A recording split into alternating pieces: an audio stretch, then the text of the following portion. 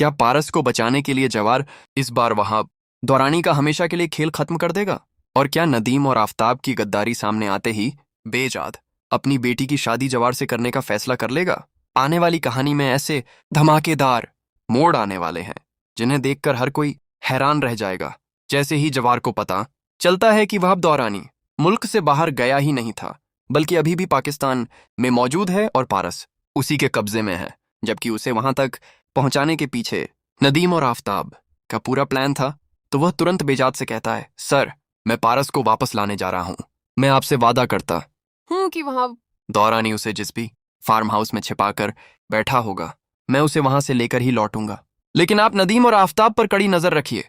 चढ़ सीधे उस फार्म हाउस पर पहुंच जाता है जहां वहाब दौरानी पारस के साथ जबरदस्ती निकाह करने की कोशिश कर रहा होता है। तभी जवार हाथ में गन लेकर उसके सामने आ खड़ा होता है और कहता है, पारस की रुखसती के साथ साथ आज तुम्हारी रुखसती भी मैं ही करूंगा। जवार को देखकर पारस की जान में जान आ जाती है। वह तुरंत उसके पीछे आकर खड़ी हो जाती है और कहती है, मुझे पूरा यकीन था कि तुम मुझे बचाने जरूर आओगे, और आखिरकार तुम आ ही गए। इस वहाब दौरानी को जिंदा मत छोड़ना।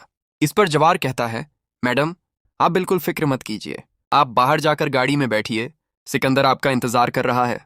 पारस वहां से निकल जाती है, लेकिन जवार वहाब दौरानी पर गोली चला देता है। गोली की आवाज सुनकर उसके गार्ड कमरे में दौड़ते हैं तो वहाब दौरानी जमीन पर बेहोश पड़ा होता है, जबकि जवार वहां से निकल चुका होता है। घर पहुंचने के बाद पारस जवार से माफी मांगते हुए कहती है, शायद मुझे तुम्हारी बात मान लेनी चाहिए थी।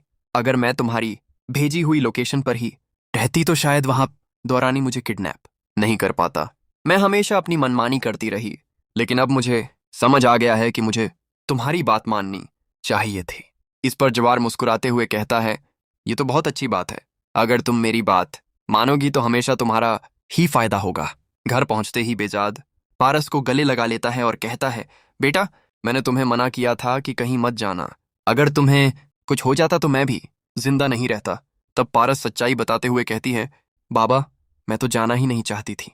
आफताब अंकल और नदीम अंकल ने ही मुझे पार्टी में जाने के लिए कहा था। ये सुनते ही बेजाद हैरान रह जाता है।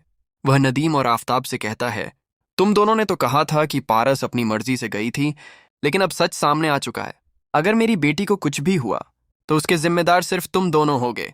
यहीं से बेजाद के मन में नदीम और आफताब पर शक और गहरा हो जाता है। कुछ ही देर बाद खबर मिलती है कि वहाब दौरानी की हालत बेहद नाजुक है और उसके बचने की उम्मीद बहुत कम है। ये खबर सुनकर नदीम मन ही मन खुश होने लगता है।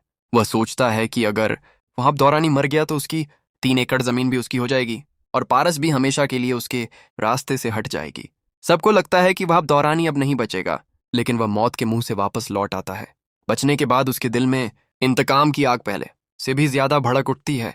अब वह सिर्फ पारस ही नहीं बल्कि जबार को भी अपना सबसे बड़ा दुश्मन मान लेता है।